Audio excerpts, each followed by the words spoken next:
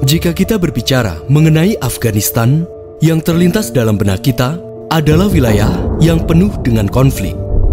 Benarkah demikian? Dalam catatan sejarah, Afghanistan merupakan negara yang penuh dengan konflik, atau bahkan Afghanistan juga dikenal sebagai wilayah konflik. Tak sedikit berbagai kerajaan hingga negara adidaya berusaha menguasai wilayah Afghanistan. Mulai dari Kerajaan Persia, bangsa Makedonia, Kerajaan Maurya India, Kerajaan Islam Mughal, Kerajaan Islam Persia, hingga Rusia. Bahkan juga negara adidaya Inggris dan Amerika.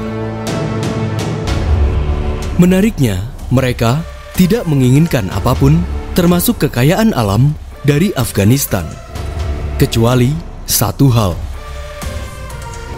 Lantas, apa yang mereka inginkan di Afghanistan?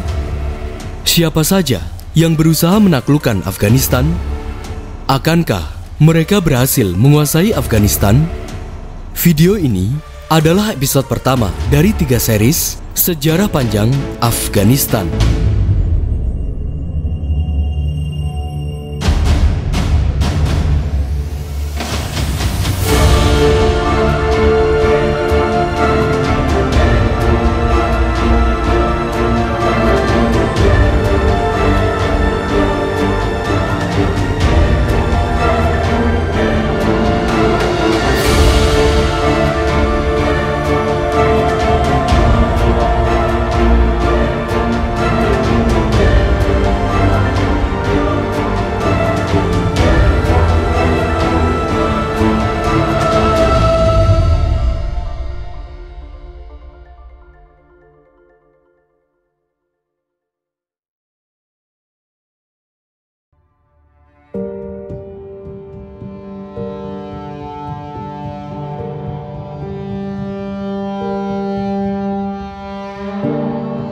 Dahulu kala, sejak 500 tahun sebelum Masehi, wilayah Afghanistan sebagai pintu gerbang antara Asia dan Eropa ditaklukkan oleh Raja Darius I dari Babilonia hingga Alexander Agung dari Makedonia pada tahun 329 sebelum Masehi. Selama berabad-abad, bisa dikatakan Afghanistan merupakan rumah bagi berbagai suku, seperti suku Pashtun, suku Tajik, Aimak, hingga suku Uzbek. Keberadaan mereka di Afghanistan terbilang bertahan cukup lama. Bahkan saat Afghanistan ditaklukkan oleh kerajaan-kerajaan Hindu dan Islam pun, eksistensi mereka masih bertahan. Meski mereka terkadang berkonflik satu sama lain. Afghanistan yang terletak di antara Pakistan dan Persia tentunya menjadi bagian wilayah kekuasaan kerajaan-kerajaan di Asia Tengah, seperti Kerajaan Hindu Maurya India, Kerajaan Alexander Agung, Kerajaan Islam Persia, Kerajaan Steva Huna, Kerajaan Tusan, Kerajaan Hotaki, Kesultanan Islam Mughal, hingga dinasti Samania.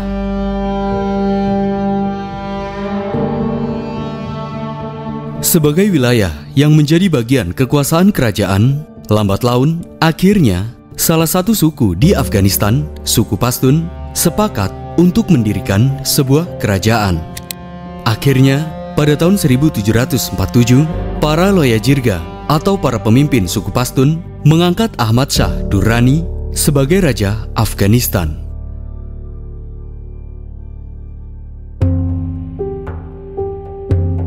Kerajaan Durrani berhasil memperluas wilayah kekuasaannya, mulai dari Khurasan, Persia, sampai India Utara di timur, dan Sungai Amudarya sampai Laut Arab di selatan. Bak Founding Father Ahmad Shah Durrani sebagai Raja Afghanistan berhasil menyatukan berbagai suku di Afghanistan di bawah kekuasaannya yang sebelumnya mereka saling bertikai satu sama lain. Keberhasilannya menyatukan seluruh rakyatnya ini menjadikan Ahmad Shah Durrani dikenal sebagai Founding Father Afghanistan modern.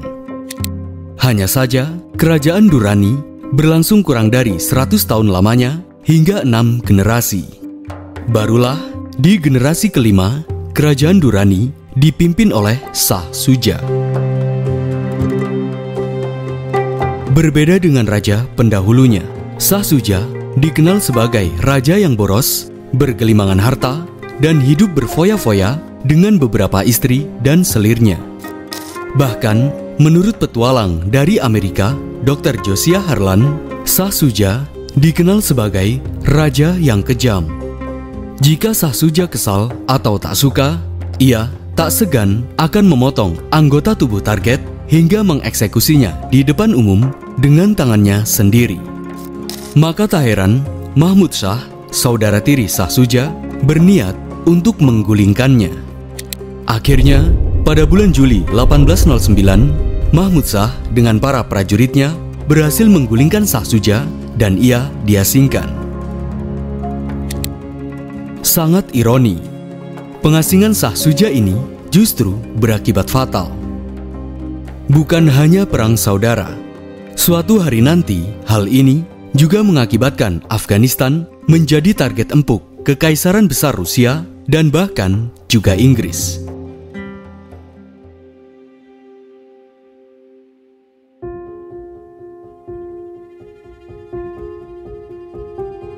Alkisah, dahulu kala terjadi suatu kejadian di Afghanistan yang menjadi sebab keruntuhan kerajaan Durrani. 1818, Raja Durrani Mahmud Shah memerintahkan wazirnya dari suku Barakzai, Fateh Khan bersama saudaranya Dost Muhammad untuk menjalankan sebuah misi menaklukkan wilayah Herat. Namun naas, di Herat terjadi kekacauan dan lebih naasnya lagi, putri Raja Mahmud Shah diperkaos di sana. Fateh Khan pun menyelamatkan sang putri. Namun malahan sang putri menuduh Fateh Khan lah yang memperkaosnya. Alhasil Mahmud Shah marah dan seketika itu juga ia membunuh Fateh Khan. Sejak itulah Dost Muhammad Khan serta suku Barakzai menjadi musuh kerajaan Durrani. Dan sejak itu pula, mereka melancarkan berbagai pemberontakan hingga bertahun-tahun. Hingga kemudian, di masa Raja Ayub Khan, pada tahun 1823, Dost Muhammad bersama pasukannya berhasil meruntuhkan kerajaan Durrani. Dan pada tahun 1828, akhirnya Dost Muhammad Khan mendirikan dinasti Barakzai di Afghanistan. Meski sering terjadi perang saudara, Dost Muhammad mampu bertahan berkuasa di Afghanistan. Hingga kemudian, Afghanistan menjadi sasaran empuk kerajaan-kerajaan besar. Afghanistan, a largely barren country but with a rich Islamic civilization, had long fought and traded with its Muslim and Asian neighbors, but it had never encountered a non-Muslim power as alien as Britain. Kita telah mengetahui, sejak abad ke-17, anak benua India yang berada di Asia Selatan telah dikuasai oleh Inggris. Afghanistan sebagai wilayah yang dekat dengan India atau wilayah yang berada di antara Asia Tengah dan Asia Selatan tentunya menjadi target The Great Game atau panggung sengketa antara kerajaan besar seperti kerajaan Inggris dan kerajaan Rusia. Inggris dan Rusia saling curiga. Inggris khawatir jika Rusia akan mengusik koloninya di Asia Selatan. Sedangkan Rusia khawatir jika Inggris akan melebarkan koloninya di Asia Tengah. Dan Afghanistan yang menjadi satu-satunya pusat wilayah di Asia Tengah tentunya menjadi perebutan antara Inggris dan Rusia di kemudian hari. Kondisi Afghanistan inilah yang kemudian disebut dengan The Great Game Afghanistan.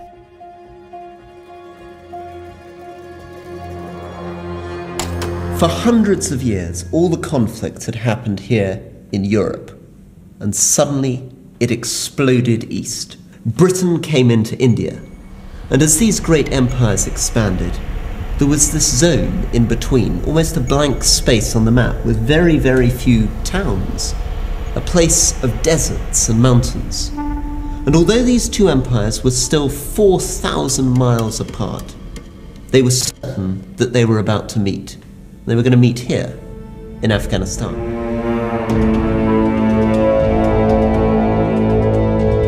Pada tahun 1838, Rusia mulai mendekati Raja Dost Muhammad guna membangun pengaruhnya di Afghanistan. Namun, gagal. Melihat Rusia mencari pengaruh di Afghanistan, Inggris pun terpicu untuk menguasai Afghanistan.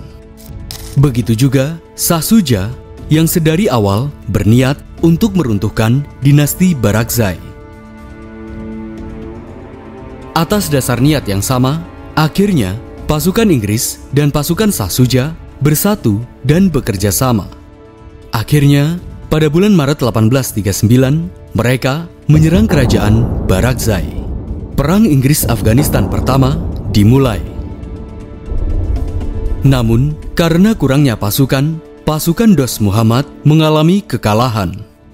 Shah Shuja kembali berkuasa dan akhirnya, untuk yang pertama kalinya, Inggris bercokol di bumi Afghanistan.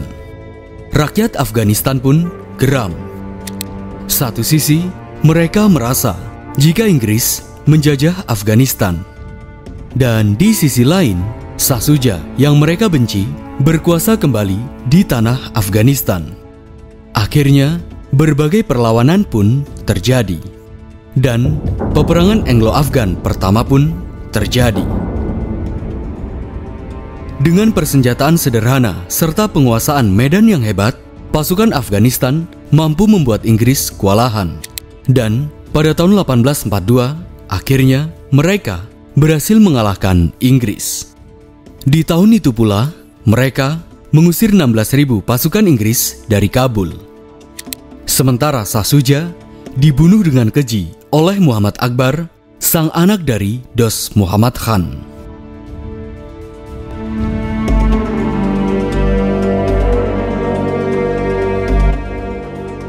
Dengan demikian, Dost Muhammad dibebaskan dari penjara dan kemudian para kepala suku mengangkatnya sebagai Raja Afghanistan kembali. Pada akhirnya, Inggris hanya bisa menguasai Afghanistan selama 3 tahun saja. Sang imperium terbesar itu harus menerima penghinaan terbesarnya. Ini merupakan aib bagi Inggris. Inggris yang katanya tak terkalahkan itu ternyata kalah dengan pasukan kecil Afghanistan yang hanya menggunakan senjata seadanya. Rasa malu inilah yang kemudian membuat Inggris memiliki ambisi kembali untuk menaklukkan Afghanistan suatu hari kelak. Dan rakyat Afghanistan harus bersiap diri menjadi sasaran empuk The Great Game kembali.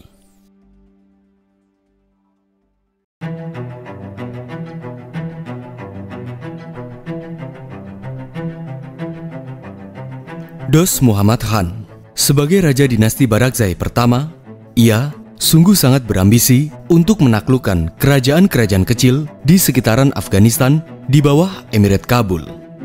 Pada faktanya, ia berhasil menyatukan kerajaan Kandahar dengan Emirat Kabul hingga Emirat Afghanistan. Hanya saja, pada tahun 1863, Dost Muhammad Khan meninggal dunia. Dan kemudian, kepemimpinan Emirat Kabul dilanjutkan oleh putranya, Sher Ali Khan. Alih-alih meneruskan perjuangan ayahnya, Sher Ali Khan justru disibukkan dengan adanya perang saudara serta perebutan kekuasaan di tubuh kerajaan. Kondisi kerajaan seperti ini justru menjadi sangat rawan untuk kembali menjadi target empuk Rusia dan Inggris. Pasalnya, pada masa itu Inggris dan Rusia kembali memanas.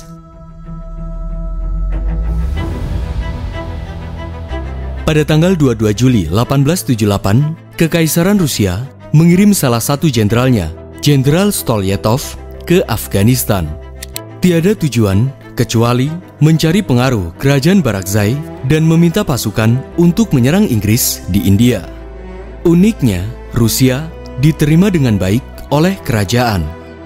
Dan ironisnya, informasi ini santer terdengar oleh Inggris. Lantas, Raja Leighton dari Inggris mengutus Sir Neville Chamberlain ke Kabul. Namun, naas, ia diusir oleh pasukan Afghanistan. Inggris pun marah. Alhasil, pada tanggal 21 November 1878, Raja Layton bersama puluhan ribu pasukannya melakukan penyerangan ke Afghanistan. Lagi-lagi, karena pasukan Inggris lebih unggul dari segi pasukan dan senjata, Inggris pun dengan mudah mengalahkan pasukan Afghanistan. Puluhan ribu pasukan Afghanistan diusir dan Raja Barakzai, Emir Kabul Sir Ali Khan, diasingkan. Setahun kemudian, ia meninggal dunia dalam pengasingan. Kini, pada akhirnya, Inggris berhasil menguasai tanah Afghanistan.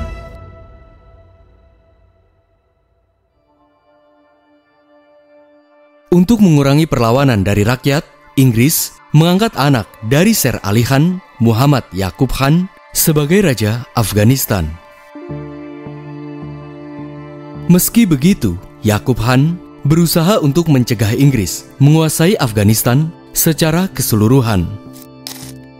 Untuk mencegah hal itu terjadi, dengan terpaksa Yaqub Khan menyetujui sebuah kesepakatan dengan Inggris pada tanggal 26 Mei 1879 yang dikenal dengan Perjanjian Gandamang, di mana hasil perjanjian ini Yaqub Khan harus menyerahkan berbagai batas wilayah, urusan luar negeri ke Inggris, dan selanjutnya sang raja harus menerima kedutaan Inggris di Kabul.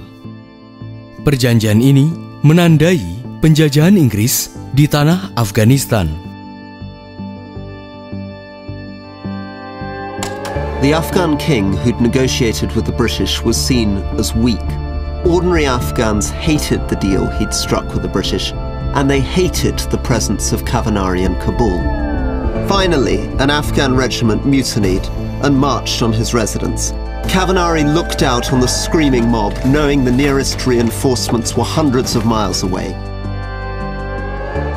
Sebagai rakyat Afghanistan yang sudah lama mengenal niat busuk Inggris, para suku-suku di Afghanistan tidak tinggal diam. Berbagai pemberontakan pun terus-menerus terjadi. Meski pada akhirnya mereka mengalami kegagalan. Puncaknya, pada bulan Juli 1880, Ayub Khan, saudara Yaqub Khan, melakukan pemberontakan kepada Inggris dengan menyerang Maiwan dan mengepung Kandahar. Mendengar hal itu, Robert beserta pasukan Inggris bergerak menuju Kandahar. Akhirnya, pertempuran pun terjadi. Lagi-lagi, pertempuran ini dimenangkan oleh Inggris, meski Inggris harus kehilangan lebih banyak pasukannya. Peperangan ini menandai berakhirnya Perang Anglo-Afghan kedua. Pada tahun 1881, pasukan Inggris meninggalkan Kabul, dan Inggris menggantikan kepemimpinan Yaqub Khan ke tangan Abdurrahman Khan. Abdurrahman Khan dikenal sebagai Raja Si Tangan Besi. Seluruh aktivitas rakyatnya dipantau. Siapapun yang berniat untuk melawan, maka akan dieksekusi secara massal. Bahkan, Abdurrahman Khan melarang rakyatnya untuk keluar dari Afghanistan. Kebijakan ini dibuat untuk memperkuat persatuan rakyat Afghanistan. Dan jika bersatu, karenanya akan sangat mungkin untuk melawan kolonialisme Inggris. Untuk mengurangi pemberontakan terhadap kerajaan, serta untuk melemahkan perlawanan rakyat Afghanistan, Inggris pun membelah tanah Afghanistan dalam sebuah perjanjian. Pada tahun 1893, Abdurrahman Khan dengan Sir Mortimer Durand menyepakati garis Durand, di mana Inggris membuat perbatasan wilayah antara Afghanistan dan Pakistan. Perjanjian ini tentunya membuat suku Pashtun terpisah. Sebagian berada di Afghanistan dan sebagian lainnya berada di wilayah yang kini kita kenal sebagai Pakistan. Perjanjian ini bukan hanya berdampak di masa itu, bahkan juga berdampak terhadap lahirnya negara Pakistan yang membuat suku Pashtun terpecah di kemudian hari. Terlepas dari semua itu, dari sini kita mengetahui satu sisi betapapun Inggris berusaha, Inggris belum pernah menguasai penuh Afghanistan.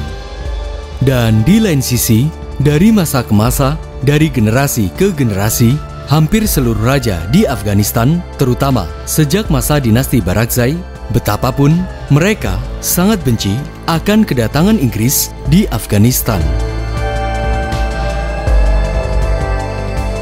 Lantas, suatu hari nanti, akankah ada seorang raja yang bisa membebaskan Afghanistan dari cengkeraman Inggris?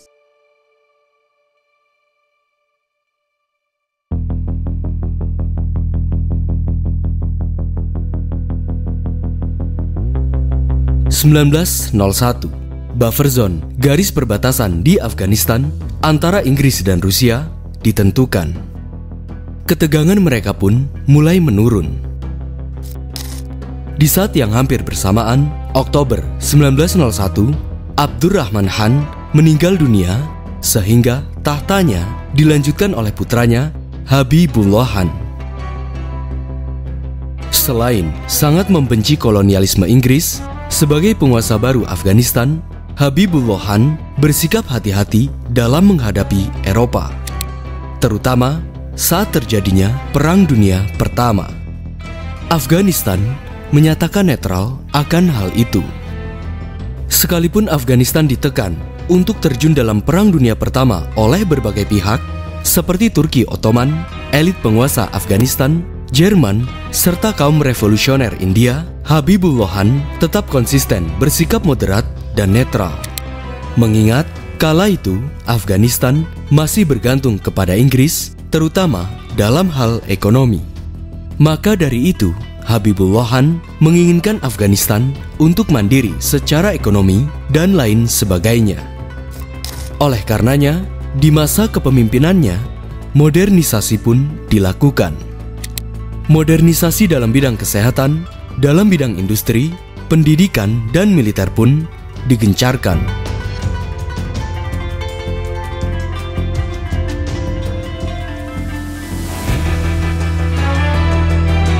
Dalam bidang pendidikan misalnya, Habibullah Khan memperkenalkan pendidikan modern ala Barat. Dan dalam bidang kemiliteran, ia memperkenalkan persenjataan modern dan membangun sebuah sekolah untuk melatih para tentara. Meski modernisasi ini dibenci oleh Inggris, Habibullah Khan tidak peduli. Ia akan mempersiapkan segala sesuatunya untuk membangun Afghanistan dan tentunya mengusir kolonialisme Inggris. Di samping itu, efek daripada modernisasi ini muncul gerakan-gerakan nasionalis dari para pemuda Afghanistan yang dipelopori oleh pangeran putra Habibullah Khan sendiri, Amanullah Khan.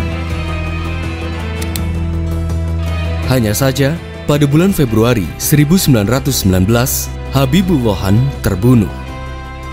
Ironisnya, kepemimpinannya dilanjutkan oleh Nasrullah Khan yang dinilai sebagai antek Inggris. Amanullah Khan pun tidak bisa tinggal diam. Seminggu setelah ditetapkannya Nasrullah Khan menjadi raja, ia digulingkan oleh Amanullah Khan. Amanullah Khan selain dikenal sebagai nasionalis sejati, ia juga dikenal sebagai sang pembebas. Sang pembebas yang kelak akan membebaskan Afghanistan.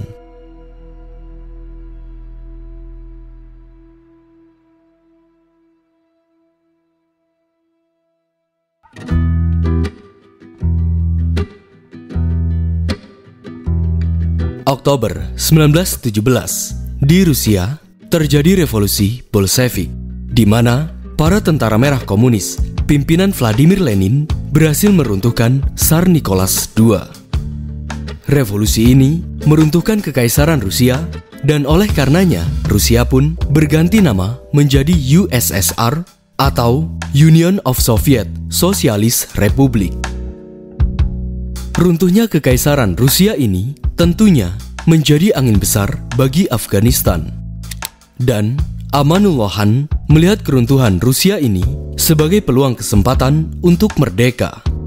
Jika Rusia runtuh, maka yang akan dihadapinya hanyalah Inggris saja. Berbeda dengan pemimpin-pemimpin sebelumnya, Amanullah Khan dikenal sebagai pemimpin agresif yang berani melawan Inggris dengan terang-terangan. Baginya, jika Inggris terus-menerus mengontrol Afghanistan, tak ada bedanya dengan penjajahan. Dan tentunya, Afghanistan harus terbebas dari penjajahan Inggris. Demi mencapai kemerdekaan, maka Amanullah Khan secara sepihak membatalkan kesepakatan Gandamang yang membuat Afghanistan dikontrol penuh oleh Inggris. Tak lama setelah itu, Mei 1919, Amanullah Khan memerintahkan militernya serta kepada seluruh suku-suku di Afghanistan untuk menyerang Inggris di India. Pertempuran Anglo-Afghan ketiga pun terjadi. Invasi Afghanistan ini dibalas oleh Inggris dengan menyerang Afghanistan di Kabul. Hanya saja, pertempuran kali ini berpihak kepada Afghanistan. Pasukan Inggris kewalahan. Hingga akhirnya, pada tanggal 3 Juni 1919, Inggris dan Afghanistan mengadakan gencatan senjata. Pada bulan Agustus kemudian, Inggris dan Afghanistan menyepakati perjanjian Rawalpindi. Perjanjian ini menghasilkan Inggris tidak akan mencampuri urusan Afghanistan dan Afghanistan mendapatkan kedaulatan penuh, atau dengan kata lain, Afghanistan merdeka. Akhirnya, kini apa yang dinanti-nanti seluruh rakyat Afghanistan pun tercapai. Akhirnya, sang pembebas Afghanistan itu, Amanullah Khan, memproklamirkan kemerdekaan Afghanistan. Afghanistan yang dulunya sebagai pemerintahan keemiran, kini berubah menjadi negara monarki. Menariknya, sistem monarki Afghanistan ini agak berbeda pada umumnya. Selain adanya modernisasi, Amanullah Khan membuat kebijakan-kebijakan yang bersikap sekuler. Satu hal yang pasti, terbebasnya Afghanistan dari belenggu kolonialisme Inggris merupakan sebagai tanda bahwa Afghanistan yang selama ratusan tahun menjadi tempat persengketaan atau The Great Game Rusia dan Inggris akhirnya benar-benar berakhir.